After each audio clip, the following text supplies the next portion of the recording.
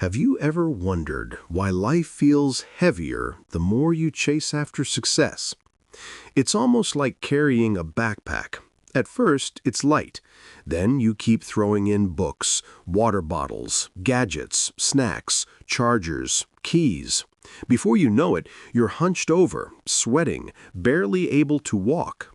That, my friends, is how many of us approach our careers, our goals, even our personal lives. We keep adding. We keep thinking more is better. But here's the paradox. True success is often born not from addition, but from subtraction. Welcome to the long game. I'm Nathan, your host. And before we dive into today's topic, let me take a moment to thank each and every one of you. I read all your comments, your encouragement, your insights, your reflections. They mean the world to me. I apologize if I can't always reply, as my daily work and raising a little one keep me fully occupied. But know this, I see you, I hear you, and this show is our shared journey. Now, success by subtraction, winning through simplicity. At first, it sounds counterintuitive. How can we possibly achieve more by doing less? But look around. The greatest breakthroughs in history didn't come from adding endless complexity. They came from cutting through noise, from stripping away what didn't matter, from simplifying. Think of Apple's first iPod. When every other MP3 player was packed with buttons, menus, features no one used, Steve Jobs held up a small rectangle and said, 1,000 songs in your pocket. No clutter, no complications, just the essence. And it changed the world. Think of investing legends like Warren Buffett. He doesn't try to buy every stock in the world. He doesn't chase every trend. He subtracts. He narrows down to what he understands deeply, his circle of competence. By subtracting the unnecessary, he magnifies his results. Simplicity isn't laziness. It's clarity. It's discipline. It's the courage to say no. It's the wisdom to cut out distractions so what remains shines brighter. But here's the trap. We live in a culture that glorifies addition. We praise the person with the most side hustles, the most meetings, the most apps on their phone, the most lines on their resume. And yet, when you look closely, many of these people aren't winning. They're drowning. The question we must ask is, what are we willing to let go of? What can we subtract so that we can move forward lighter, faster, stronger? Because subtraction is not about losing. It's about gaining room for what matters most. In this episode, I want us to explore together 3 dimensions of subtraction. First, the mental, removing thoughts, doubts, and mental clutter. Second, the practical, simplifying systems, routines, and commitments. And third, the spiritual, subtracting ego, subtracting noise to rediscover the essence of who we are. Stick with me, because once you see the power of subtraction, you'll never look at success the same way again. You'll realize it's not about chasing endlessly, but about cutting wisely. And that's how you win, through simplicity.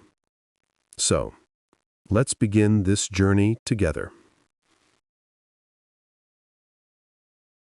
Let's move deeper into the first dimension of subtraction, the mental clutter.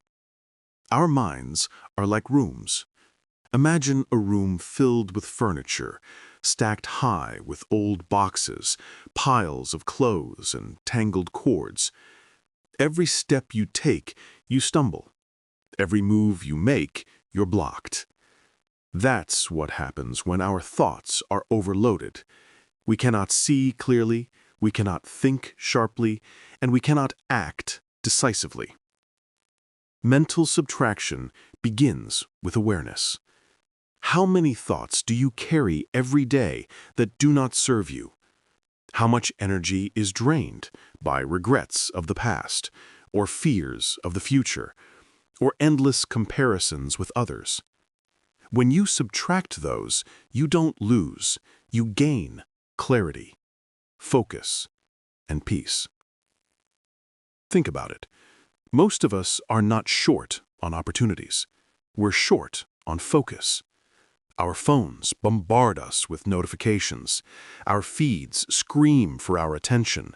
Our calendars fill up with meetings, most of which could have been emails. And we wonder why we're exhausted but not progressing. Subtraction here means asking, what thoughts are essential? Which ones move me forward? Which ones keep me stuck? If you remove the need to compare your life to others, how much freer would you feel? If you subtract the inner critic that whispers, "You're not enough," how much lighter would your steps be? Here's the truth. Our brains are not designed for overload.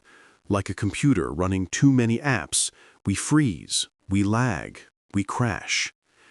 Closing the unnecessary tabs in your mind is not optional. It's survival. Meditation, journaling, quiet walks, these are not luxuries, they're subtraction tools. They clear the room. They make space for creative ideas to flow, for wisdom to surface, for energy to be channeled where it matters. Now let's talk about practical subtraction. This is the everyday arena where most people are trapped. We confuse busyness with productivity. We equate a packed schedule with importance. But the truth is, busyness is often a form of laziness.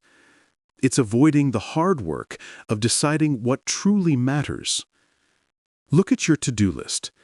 How many items are there because you think you should do them? How many are there because someone else expects them from you? And how many actually move the needle in your life, in your work, in your personal growth? Practical subtraction means auditing your commitments, eliminating meetings that add no value, delegating tasks that don't require your unique skills, batching repetitive work instead of scattering it, saying no, even when it feels uncomfortable. Remember, every yes to something unimportant is a hidden no to something essential. Think of it like gardening. If you let weeds grow, they choke the flowers. But if you pull the weeds, if you subtract, you give the flowers space, sunlight, nutrients. The same applies to your life. When you remove the important can flourish. This principle applies to businesses too. Think of companies that fail because they try to do everything. They expand into every market, launch every product, chase every customer. They add, until they collapse under their own weight. Now contrast that with companies that win by focusing on one thing and doing it exceptionally well. Spotify didn't try to be a video platform or a clothing store or a social network. It focused on music. Netflix started with movies. Only later did it expand, but always with clarity of focus. The essence was subtraction before expansion. And now we move to the most profound level, spiritual subtraction. Because success isn't just about money or business or efficiency. It's about meaning. And the deepest clutter we face is not in our schedules or our desks, it's in our egos. Our egos tell us we need recognition, validation, applause. They push us to chase titles, status, comparisons. But here's the paradox. The more ego you subtract, the more peace you gain. When you stop trying to impress everyone, you gain freedom. When you stop carrying the weight of expectations, you gain authenticity. When you subtract the noise of the world, you hear your own voice. Great spiritual teachers, from the Stoics to the Buddhists, understood this. They taught that subtraction is liberation. Marcus Aurelius, the Roman emperor, reminded himself daily, subtract unnecessary thoughts. Siddhartha, the Buddha, taught subtract craving, subtract attachment, because in subtraction you find stillness, and in stillness you find power. So, whether in mind, in practice, or in spirit, the art of subtraction is the art of winning. Simplicity isn't about having less, it's about making room for more of what truly matters. It's about removing the clouds so the sun can shine through. It's about cutting the noise so the music can be heard. And yet, many resist. We resist subtraction because it feels like loss. It feels like giving up. But ask yourself, is it really loss, or is it liberation? When you drop a heavy bag from your shoulders, do you mourn the bag, or do you celebrate the freedom to run? That's the mindset shift. Subtraction is not about deprivation. It's about unlocking momentum. It's about discovering that simplicity is strength, that the less you carry, the farther you can go. And that's where we're headed, because in the next part, we'll bring this all together. We'll explore how to apply subtraction systematically, so it's not just an idea, but a daily practice. We'll talk about real steps you can take, starting today, to win through simplicity. Stay with me. The long game is not about adding more to your plate. It's about clearing it until what remains is exactly what nourishes you. So now, let's bring everything together. We've talked about mental subtraction, removing cluttered thoughts, doubts, and noise. We've explored practical subtraction, cutting tasks, commitments, and inefficiencies. And we've gone deep into spiritual subtraction, letting go of ego and the endless chase for validation. But the question is, how do we actually live this out? How do we practice subtraction every single day so that it doesn't stay just as a nice idea, but becomes a way of life? The answer is systems. Subtraction isn't a one-time event. It's a discipline. It's a practice you revisit constantly, like cleaning your house. Dust always returns. Clutter always sneaks in, and if you don't actively subtract, you'll wake up one day buried again. So, where do we start? Start with your environment. Look around the space where you work, where you live. Do you feel energy flowing, or do you feel stuck?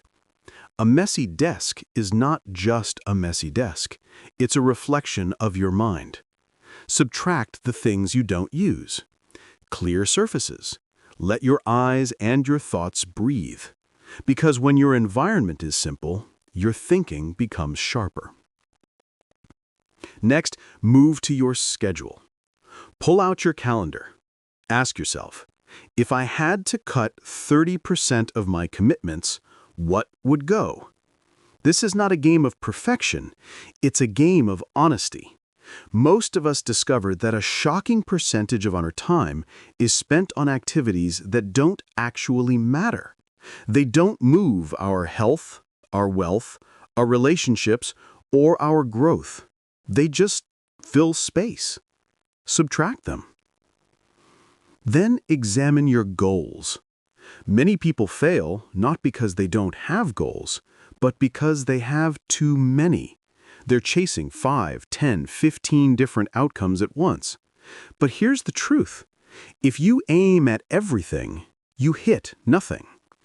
Subtraction means asking, what are the few things that if I achieve them, will make everything else easier or irrelevant. Focus on those. Subtract the rest.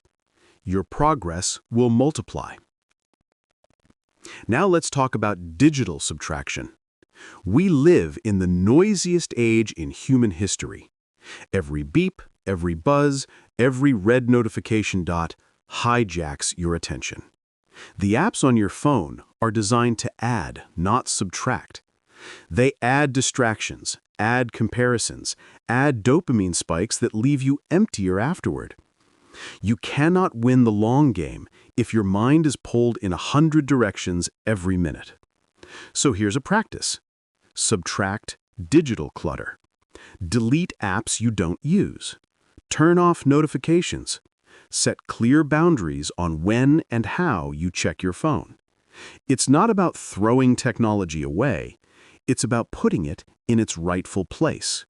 Because when you subtract the noise, you gain back the most valuable asset you have, your attention. Another layer is financial subtraction. Most people think success with money comes from earning more. And yes, income matters.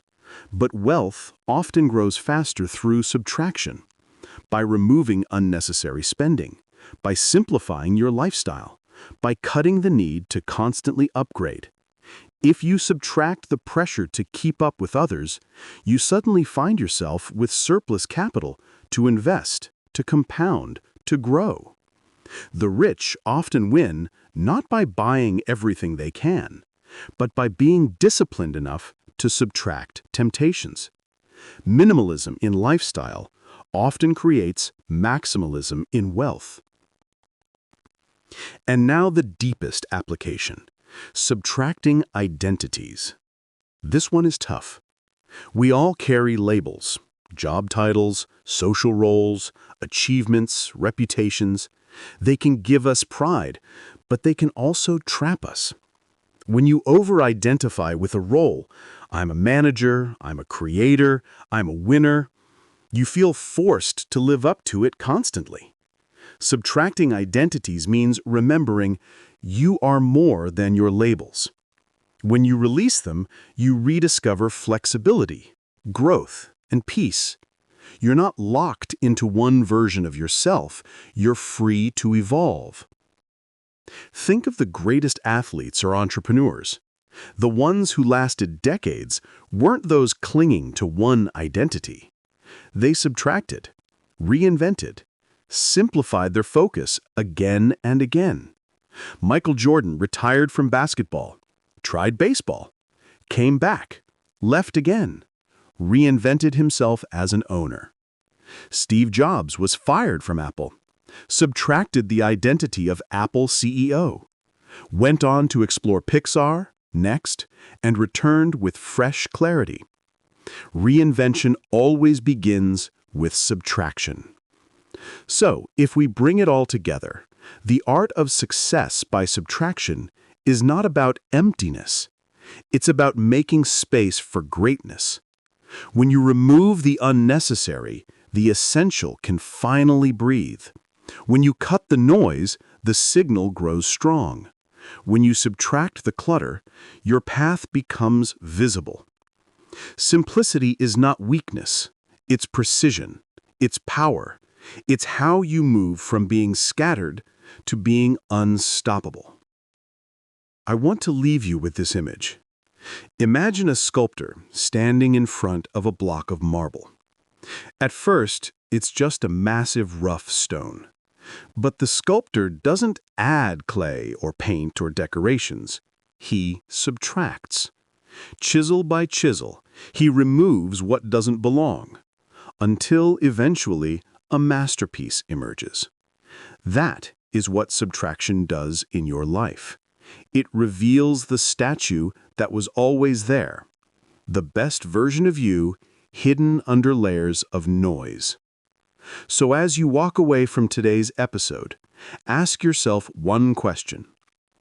What can I subtract today that will make me lighter, sharper, freer? Maybe it's a thought. Maybe it's a task. Maybe it's a piece of ego. Whatever it is, subtract it, and feel the space it creates. That space is where your long game will be played. Thank you for joining me on this journey. This is Nathan, and you've been listening to The Long Game. If you found this valuable, share it with someone who might need to hear it. And remember, success is not always about more. Sometimes success is about less. Success is about subtraction.